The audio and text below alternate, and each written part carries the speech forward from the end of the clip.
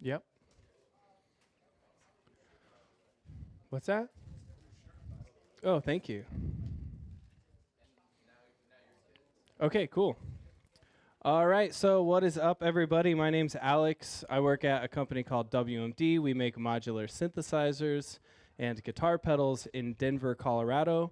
Has everybody here heard of us? Can I assume that? Yeah, right on. So what we are here, why I'm here is to show you guys the Metron trigger and gate sequencer. So this is our newest product, and we're extremely proud of it. We've been working on this concept for over 2 years now.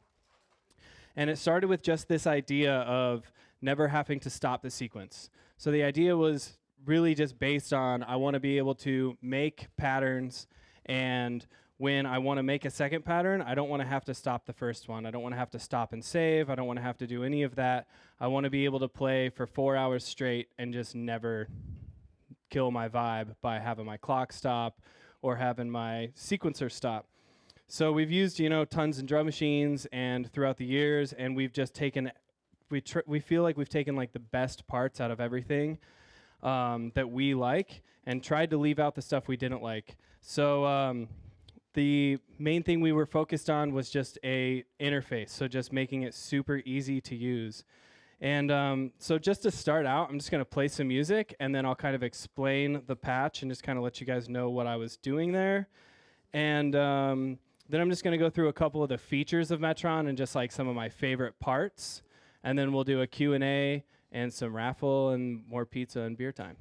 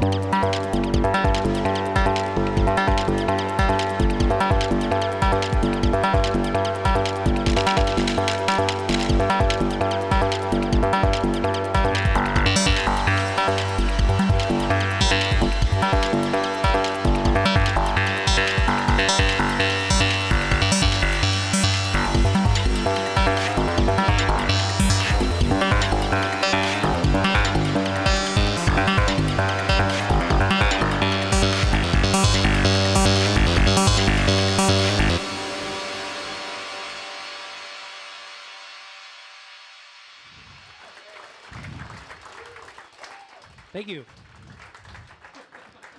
Thank you, guys.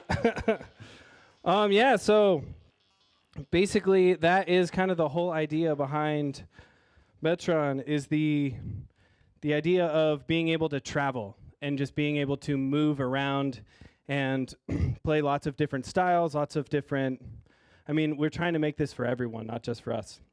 If you follow me on Instagram, you know I love making like disco-y, electro house kind of stuff. And I tried to limit this to a 6U, also to just kind of say like, this system, or this sequencer doesn't need to be used with a giant system. You don't need a wall of gear to get the most out of sequencers. I mean, I am literally using every single output here, and I've only got 6U. So just to kind of explain what I've got going on, I think it's pretty easy to understand the drum stuff, right? So I'm going to start from scratch and just clear some stuff out, and we'll see what's going on. So basically right here you have 4 tracks that you can see at any time, right?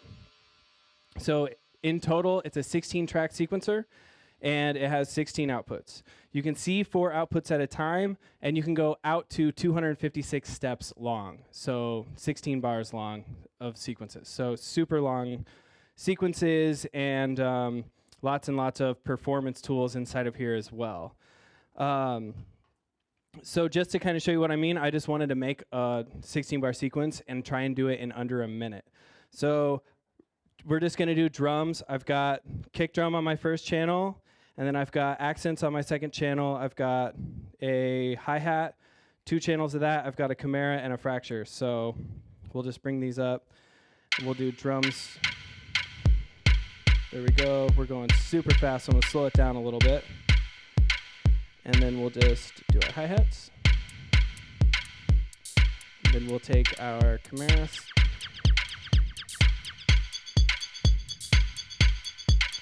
And then our claps are right here.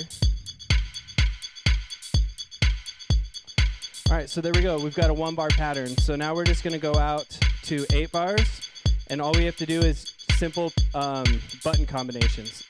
So this one is duplicate plus pattern length, and now I'm out to a 8-bar sequence, and I can go through and add a bunch of variety to my stuff. So I'll go up on channel 4 and add these little bits of variety just on the claps alone right now. And then if I want to just make my kick drum a little bit more of like a less of a 4 on the floor kind of thing, I'm going to clear it out, and I'm going to make this pattern just 1 bar long. So instead of doing the full 8 bars, we're just going to do a quick little. And now there's my kick drum pattern for just 1 bar, and everything else is 8 bars. So now we'll go out to 16 pages. So this is 8 with a dot on it. If you can see the display here, you can barely see it in the camera. But now we just do our duplicate pattern length thing again, and then now we're at 16 bars. So we add a little bit more variation to our kick drum if that's what we want to do, and we can start working on the melody. So it's a super fast way of sequencing. You can see 4 channels at a time. You can see 16 steps at a time. If you want to see 64 steps of 1 track at a time, you just hold the track that you're looking at, and now you can see on the grid here that it's laid out as 64 steps. So that's more of like your classic TR style sequencing where you choose the instrument that you want to sequence first, and then you've got 64 steps of that sequence. Variations is one of the main reasons we kind of even came up with this idea for this sequencer. Like I was saying in the very beginning, what we were really going for is 1, not having to stop, and 2, just adding as much variety as you can. And one of the ideas that came out of that was, what if you could make a pattern while another one was playing? And so with variations, that's what you can do. Variations is basically what we're calling a pattern. You have 5 that are instantly recallable at any time, as well as editable. So we're looking at A right now, and we're listening to A. We can go into B, and now B is completely blank, and we can make a different pattern in here just visually. If I want to check, make sure that it's only 16 steps, so I'm going to make sure that this pattern's only 16 steps, and the cursor's going through to let me know where I'm at in the other sequence. But I can come here, and I've cleared out B, and now we're just going to make a new sequence. And I'll make my standard sequence I kind of always make, and go through here, and then when we're ready to go, we just tap B again, and then at the end of this phrase, it'll just switch automatically. So this is an 8-bar pattern, so it's going to wait all the way out till our 8 bars. We're getting there, and now it's going to switch. So if you come up with an idea on the fly, if you have anything that you want to do, you can just do that visually. I did that a couple times in the performance. There were just things that I heard that I wanted to try. So I'd copy a variation and then go change stuff inside of it. And then when I was ready to bring it in, I'd do some sort of filter sweep or add some reverb or just do some sort of transitional piece to go into it. Take the kick drum out or take all the drums out and then come back in. But that's kind of the idea that really sparked this thing, and that's what we mean by never have to stop. And that's what we're also calling look-ahead sequencing. So you can look ahead into your sequence. The original idea for this thing, it didn't have memory at all. It was just like, why don't we just make it so you have to show up and you have to practice it? And like, you know, we realized that that was not the most 2019 idea. So it has a memory card on board, and you can save 8 banks of 64 sessions is what we're calling them.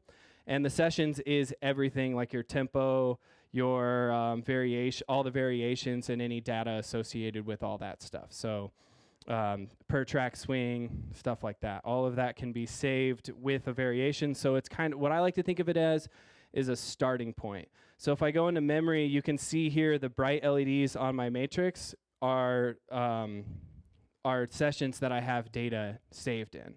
So these 4 are what I played for you tonight. So I started out with number 5, and what that had was a bunch of like probability stuff. So I had, with the architect, I'll explain a little bit more about how I'm running the architect, but in a minute. But I had gates going into the architect just randomly happening at a 50% probability rate. So that's kind of like the intro vibe that I was doing, is just letting things randomly happen. And then I increased the probability to 75% and then moved forward from there to like 100% all the time. And then after I was done with that groove, I just came over to 1 and then just hit load and loaded up 1. And what that did is it waited for the end of the bar that I was currently playing and then loaded up this new session. And you can save and load into deep memory without stopping the sequencer. So you can always, if you're in the middle of a performance and you like something, you can save it. And then what I like to think about the sessions as is starting points. So that's kind of where I was getting at, is they're just starting points for my songs, if you will. And those are all the different ideas I have for the set. So if I'm showing up to play like a 2.5 hour long set, I'm going to have a lot of sessions. If I'm coming to play 20 minutes for y'all, I'm just got like 3 or 4. But if you want to change projects, all you do is just move this page encoder, and then you can go through all the different projects. And those save into different folders for super easy organization on your computer. You can back stuff up on your computer. You can move stuff around and do anything you want to do like that. And everything's named pretty easily too. It's just our standard way of naming things. And one of my favorite things about this is I don't have to name anything. I don't have to scroll and like say, I want to call this one Nasty Nachos 27 or whatever. That's just like, or like I was on the plane and I was just messing around with my computer and I named something Disco Plane because it was like I'm on the plane and it kind of sounded like disco. This is just more of your standard data style sequencer, and so you just save slot 1, and you might need a little bit of a notebook if you're really trying to like fill the whole thing up. But we've all found that we never get like past 8 actual sessions when we're trying to prepare for something. All right, so to move on, I've also got the effects fill section is also like where I probably spend 75% of my time inside of a performance or while I'm doing a performance. And so what that is it's this view, and what it allows you to do is mute instruments. And then you can do rolls for certain instruments and like fills and stuff like that. And then you've also got loops. So I was doing tons of like 3-step loops to make really jarring stuff in that breakbeat kind of part. And then you've also got manual gates, so you can just play the stuff like drums if you want to, just play the buttons. So if I go into here and just clear my stuff out, I think go into effects, you can just play stuff with the manual gates, or we can make ourselves a sequence again. And I just cleared that one out, so we'll go to this guy. And so mutes are super easy. It's just across the top, 1 through 16, the channels. So if I want to mute the kick drum, I just turn off that channel. If I want to turn it back on, I can do that. I've also got mute groups, so I can do mute, what we're calling mute scenes. And so this is like your standard console way, your recording console way or live console way of doing scenes. So how you set one of those up is just choose what you want to have muted. So I'm going to say I want these 3 channels muted. And you just choose the slot. So these are your mute slots. And then this is the scene button over here. So if I push this button, you can see it scrolls across and says scene. And so now I'm just going to grab a slot and press the scene button. So I'm going to say slot number 2. And that saved my scene. And then by default, all of the scenes are all tracks on. So if I go to mute scene 1, that brings all my instruments back. And then if I go to mute scene 2, we go back to that configuration of mutes. So that's a really useful thing if you're really trying to dive into a live performance and get like a bunch of and go back and forth between groups of instruments on and off. You can also exclude instruments from being a part of that group if you want, so that way if like you have something that you just want to be in full control of, and whether or not it's a part of a group you don't want it to turn on or off, you can exclude stuff, just like a mute safe. I think that's like from Allen and Heath consoles is what they call it. So you can do that. The fills here, so the rolls is the second row. And with that, you can set up a certain instrument for it to affect. So right now, I've got most of my fills set up to just to affect the claps. And then we've set it up here so you have quarter notes, eighth notes, 16th notes, and 32nd notes as far as rolls. And then we've got 8 different user pattern slots. And so we made our own patterns in here, but you can change them and do whatever you want inside of those. And then we've also got stuff adhering to the triplet grid. So we've got quarter note triplets, eighth note triplets, 16th notes, and then 32nd notes. And another thing that we can do is if we make our own, we can also, we can make our own user patterns, and then we can also assign certain instruments to happen to stuff. So like right now that one's just to the claps, but then I have another special scene. So if I want to say like this pattern that I made, I want this one to only happen on the kick drum, I just hit this and hit this enable button over here. That brings up this little flashing zone here, and now I can say I want that to affect just the kick drum. And so now P1 is going to be dimly lit, and that lets me know that I've got a pattern. This pattern's only going to affect the kick drum, while all the other ones affect only the clap. So you can get super granular and super deep if that's what you want to do. To take a step back, you don't have to get super deep. I'm just trying to let you know what you can do.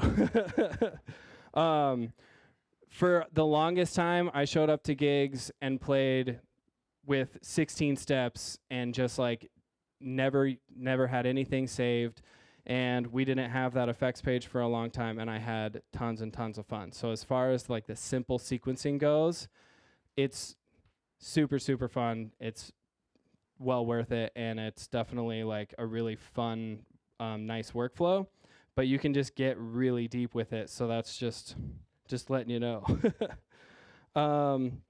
We've also got, you can do live recording. So if you want to record patterns, you can record in this effects page, and you can also record gates just by playing them in.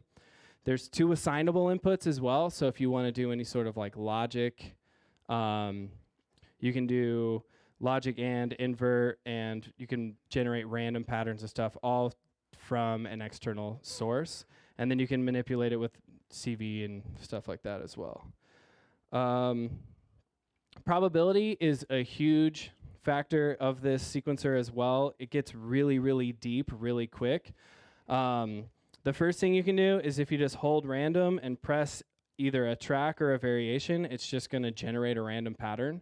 So if you just like want to do random stuff for your hi-hats or like your melodic lines, just try it and see what it sounds like. I did that a few times in the performance. And then deeper into random mode, you can assign probability per steps. So like I was saying earlier, we have 10%, 25%, 50, and 75% that you can add probability to that step, like that action that's on that step is going to happen. So if you have a burst, you're saying and you're on 75, it's 75% chance that that burst is going to happen. The virtual like coin toss, if you will, of that probability section happens on every single step unless you go into the group modes. And so the groups are distinguished by letters. So we have A, B, C, and D. So we have 4 groups. If you assign something to a group, that means that the coin toss happens at the beginning of the sequence, and then that the result of that coin toss happens to every step. So if you want to just say that on this bar, randomly, all these steps are going to happen or they're not, you can do that. And then the last thing in probability is layer 2. So this means you can say, I want it to switch between 2 actions. So layer 1 is just it's going to be on or off. And layer 2 is between 2 actions. So if you have a trigger on the normal step and you have probability assigned to it, you can go into layer 2, and now you can say I either want it to trigger or I want it to burst, or I want it to trigger or I want it to do gates. And so if you do that with bursts and you do that with a you do that in the groups, then you've got like fills happening, so you can randomly have bursts happening. I love to do that with like trappy kind of hi-hat sounds. So then every once in a while the ratchet comes out, but I'm not in control of it, it's just happening. So that one's super fun. And yeah, as far as the rest of the sequencer goes, there's a triplet grid mode. So if you want to change to triplets, you can do that per track and per quarter note. So you can just change the grid. By default, Metron works on a 16-step or a 16th note grid, so it expects a 16th note clock, just one note per, or one clock pulse per step. And the internal clock works the same way. But the engine is actually smart, and it can take your 16 steps and turn that into a triplet grid. And so that's kind of how we were able to implement the triplets and also do a lot of our swing kind of stuff. And that brings us into micro timing. So a lot of people have asked us about micro timing and what they can do to nudge stuff on and off the grid, kind of like Ableton, and also can they make their own bursts? And the answer is yeah, absolutely. So to do micro timing, you just hold a step and hit either the burst or gate buttons, and then that brings up this mode. And you can see down on the bottom line here, this is the steps that I have active on this 16-step grid, so I can go through the pages and see what step I'm editing. And then on the top, this is the micro timing, so it's 48 pulses per quarter note. That's the full-on granularity that you get. So you have 12 micro steps per step. And so to dive into those, you just activate the micro timing steps inside of there. And if you wanted to nudge something like slightly off, you could just make it a little bit late. Or if you wanted to make something forward, like ahead of the beat, just go to the step before it and make that step really late. You can also do custom bursts inside of there, so you can have like cool little like weird ratchets.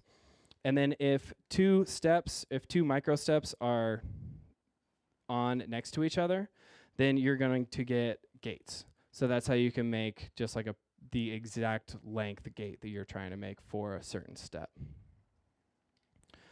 To do bursts and gates, it's a lot like random mode. You just enter into that mode, and then in this window, this is telling you for bursts how many steps or how many triggers per step you're going to have, so 2, 3, or 4. And then gates is 15%, 25%, 50, and 75, and 100. So 100 slides into the next gate. So that's how you can make super long gates that are longer than one step and make 2 steps slide into each other. And then you can also do fast bursts and fast gates just by holding a step. And if you press encoder 1, this is going to, we're calling these encoder 1 and 2 right here. So encoder 1, if you turn that, then that gives you out just 100% gates all the way out, so you can make super fast long gates that way. And then with bursts, you can just hold a step and turn encoder 2, and that just lets you know exactly which one you're on. So beyond that, I don't really have much planned. I guess the only other thing I wanted to talk about was melodic sequencing with triggers and gates. So in this system, obviously, it's like pretty limited, and I tried to get everything out of every single module that I could possibly get. And so my bass voice is the phase displacement oscillator, the PDO, with a triple bipolar VCA. And then I just had an ADSR VCA as my envelope for that system. And then controlling that, I had an architect that was also being sequenced by the molecular voltage block. So the architect is receiving gates. My gates number 13 and 14 out of Metron are going into the architect, and that's telling it to step or reset. And so the architect is an arpeggio generator, and if you tell it to step, it's just going to go to the next step in its arpeggio or in the chord that you have programmed in there. And then if you reset, it just goes back to step 1, so your root note. You can also turn off the root note, and that's how you can kind of travel around inside of a scale. And then my 15 and 16 were going into the clock and reset of voltage block. And so that's how I was choosing what chord I was going to play.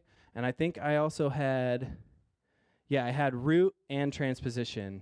Those are all being modulated by voltage block. So in the airport today, I had 3 hours of delayed time. So I did the first time I've ever done this. I took out the case, I plugged it into the phone charger wall, and I patched for like an hour and a half, and I made what you guys heard. I expected to be able to do that in the back room here, and then I just did it at the airport, and it was fun. So what I did there is I really focused on chord changes, and then modulation of other stuff as well. So being able to sequence just the rhythms of the architect and then telling the voltage block when I want to change means that I can do slow chord progressions, or I can just tell voltage block to go crazy and go through all 16 steps and at 16th notes, and that's kind of what I did during the break section. So just having all of that rhythmic control is really nice and really beneficial for these other styles of voltage sequencers. So, you know, Metron is triggers and gates. It does not produce CV, but it's a perfect complement for whatever you're using currently for voltage, whether that be a voltage block, an architect, the combo, like an eloquencer, or the Hermod, or anything like that. Whatever you're using for melodic sequencing, I would say that this thing is going to be a really fun companion because you can just control all rhythms with it. So anything rhythmic, as far as whether that means drums or the rhythms of your melodic sequences, including changes on your sequencer. So that's something to not forget about, is that you can use it to change your sequences. And that's like kind of the heart of it, and what we really I think what we really latched onto as far as like our musical styles. A lot of people at WMD, we got really used to this workflow and we're really into it. So I hope that you guys feel the same. And anything else? The only thing other that I had was just stuff coming out of voltage block into my fracture in my Chimera, just kind of like modulating reverbs and distortion and sounds and stuff like that. And then I had some gates going in to, I actually had the reverb on the fracture was controlled with gates as well. So if you want to modulate any parameters that you just want to go fully open, just send a gate to it, right? And so that's what I was doing a lot with the fracture stuff, is just sending 100% gates to it and just opening it wide and then just letting it go back to 0, and it would just suck back in. And that's a real fun way to sequence fracture, because when you actually change the reverb, it's actually going to change the length of the tail. So I think with that, I might be ready for some Q&A if anyone has any questions.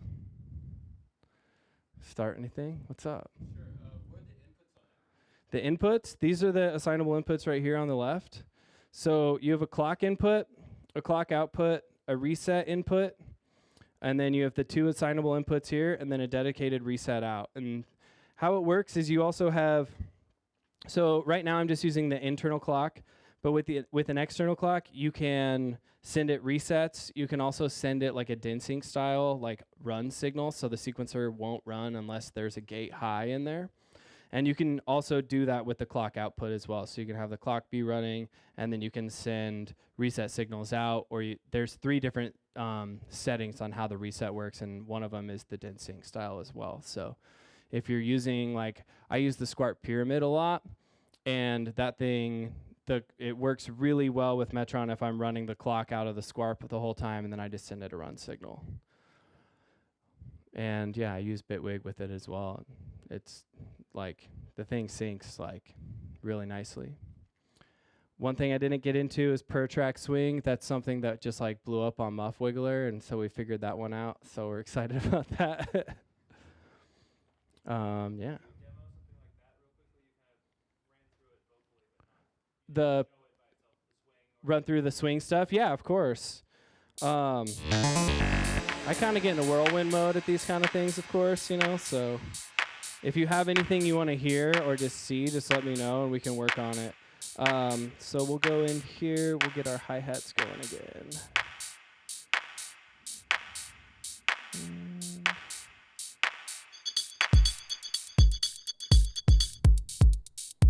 All right. So just for ease, I'm just going to make it 16 steps, and we'll do our 4 on the floor thing so you can really hear the sound here. All right. What is going on? Okay. And so for swing, we can go into the tempo, and we can just turn encoder 2. We can add a little bit of shuffle on there. Oh, there we go. That's why we had some random on there. So there's our shuffle sound, and that's just only happening on the hi-hat, or that's happening globally. So we can go through here, we can just say this is our global swing amount, and we can get to the point where it's completely like too much. And we could probably slow this down a little bit.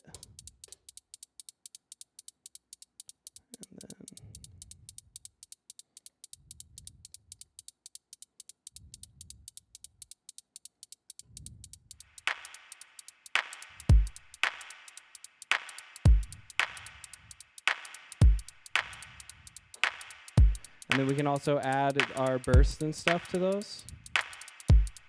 Just kind of get a little bit of weird feeling there. Or we can add the triplet grid as well.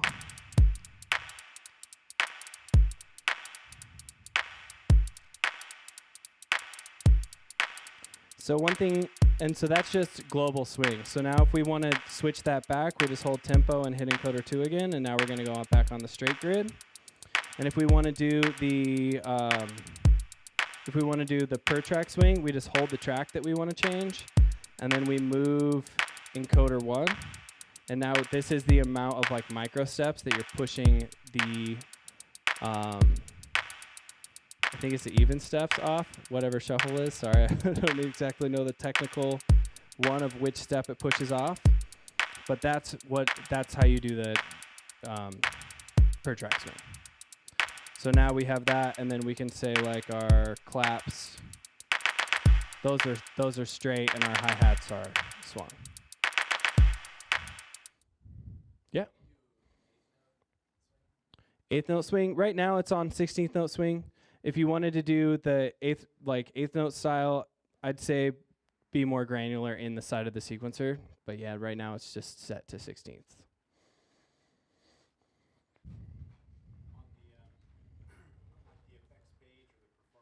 Mm-hmm. Yeah.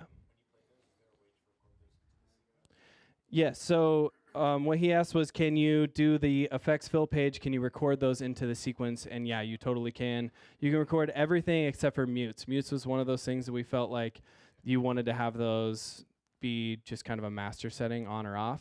And everything else, and you can do that with just clearing out steps. And you can record silence as well. So if you just hold clear and hit the track, you can record silence through stuff and just erase certain tracks as well.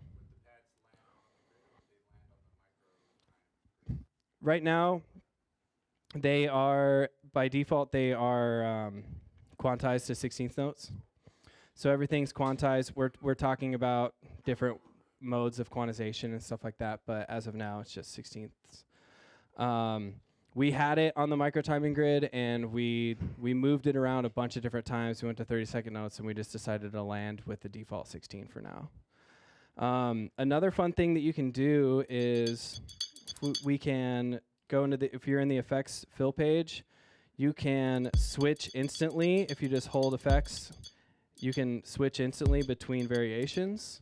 And so you can also record those. So if you have like something set up like a fill on a different variation and you want to record that into the one that you're playing, you just hold effects, turn record on, turn record enable on, hold effects and hit that variation, and now you're just going to steal data in real time from that, which is a fun thing to do.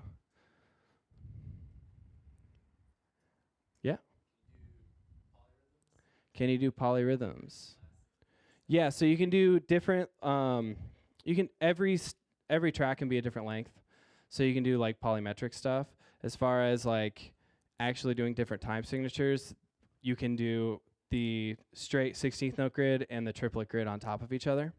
And that's the most like polyrhythmic you can get. But as far as like making every track a different length, you can totally do that. So if we just take our hi-hats and make a random little thing here, I'll just make the hi-hats pattern length button right here. If I just hold that, I can make the hi-hats just like a 6-step pattern. And now the hi-hats, you can see the cursor here is just cycling within itself. And you can do that on any one of the tracks. So if we want to do that on the claps as well, go through here and just change that one to like a 10-step pattern. And that's not my clap. There's my clap. There we go. So you can change all of them, and now you can see that the cursors are just super jumbled up. And if you want to go back, you just hit pattern length and go to however long you want. So to go to 16 steps really quickly, I'll just hold pattern length and then hit the page encoder, and that's just a quick way to say I only want it to be 1 page long. And then you can see here that the cursors are still off from each other because they're waiting for a reset. So if you just hit the reset button or send a reset signal, then everything snaps back, and you can snap all the playheads back to being at the same time. Track direction is not something that is on here currently. We talked about it a lot, and we felt that because it was rhythmic that it didn't necessarily need to be there. And we know that that's a very popular thing on voltage sequencers, but we just didn't really feel like it was necessary for this. But we've considered it for sure, but as of now, that's not included.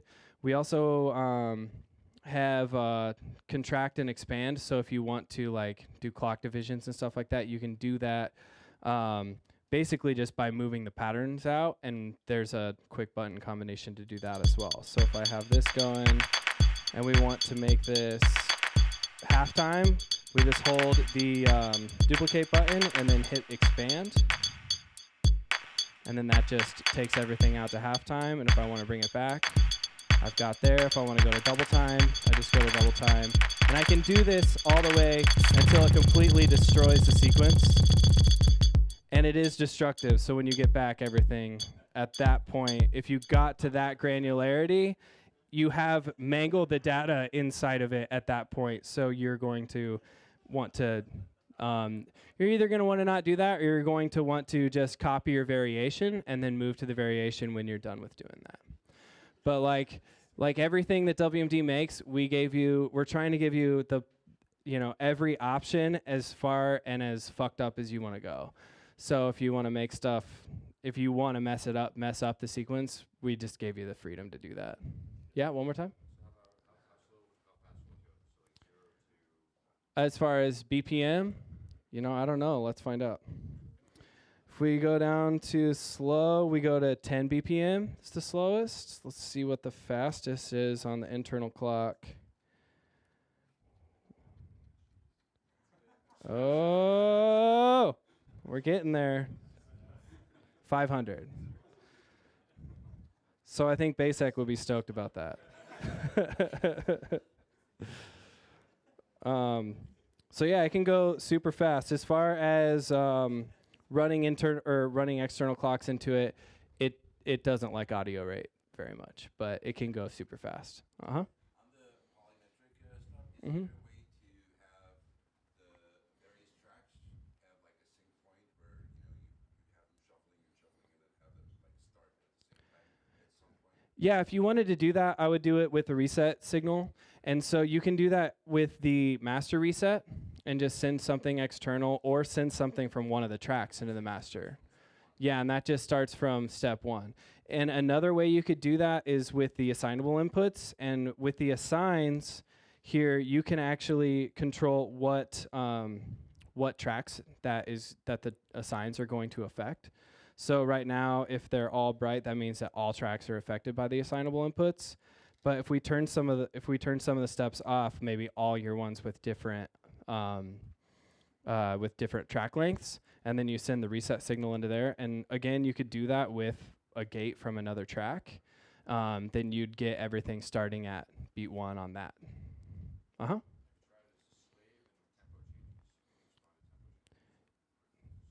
Yeah, it responds to, as far as responding to tempo changes, it follows pretty well. Drastic tempo changes, like just from here to there, I haven't done that very much. I've done it a lot with the internal clock. I haven't done it with external clocks, but as far as like gradual ones, just turning the knob on your other sequencer, it follows perfectly.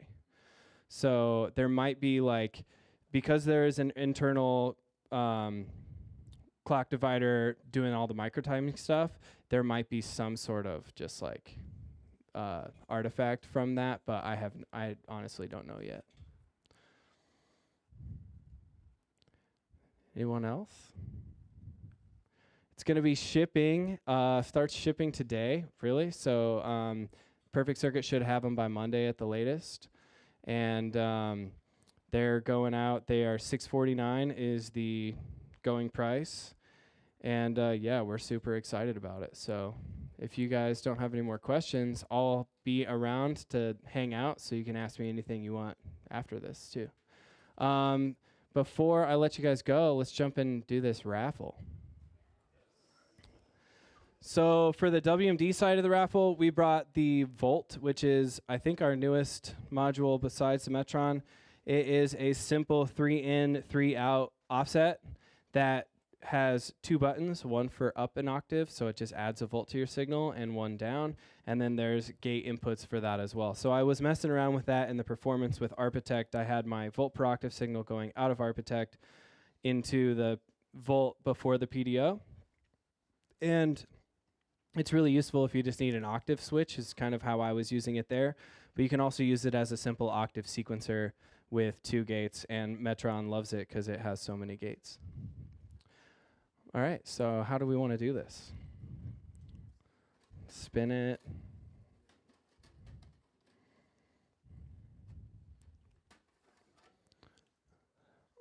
All right, so let's do the volt first. And the number is 534926. Yeah, all right. Yeah, awesome.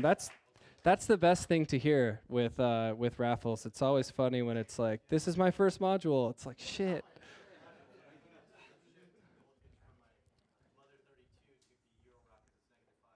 Yeah, it's perfect. Yeah, and that has 14 octave range, so you can do a bunch of stuff with it. And it kind of started out as like a calibration module for oscillators, and then we put the inputs on it and figured that some people might want to buy it, so we put it out. So there's that. We also are doing 2 pairs of tickets to Synthplex. So Synthplex is happening at the end of March. It's the last weekend in March, I believe. And what's that? 28th through 31st of March, right here in Burbank, like probably 3 minutes away from here. It's at the airport. Well, at a hotel by the airport. And WMD is going to be there. Perfect Circuit's going to be there selling stuff, and a bunch of people are just going to be out. And this is kind of it's a new thing for the States, is to have another synthesizer festival. So we're really excited about it, and it's totally open to the public. And I don't know how much tickets cost, but this is your chance to go for free. It's like $50 for a day. $50 for a day? Okay, so yeah, it's a good deal. All right, so the first number for 2 Synthplex tickets are 534948. All right. I'll verify. He's going to help you out here. All right, and the next pair of Synthplex tickets, I'm going to raffle it around. 534929. All right. Sweet. So yeah, he'll help you out over here. And yeah, thank you guys so much for being here. I really appreciate it, and we're really excited that you guys are excited about the module.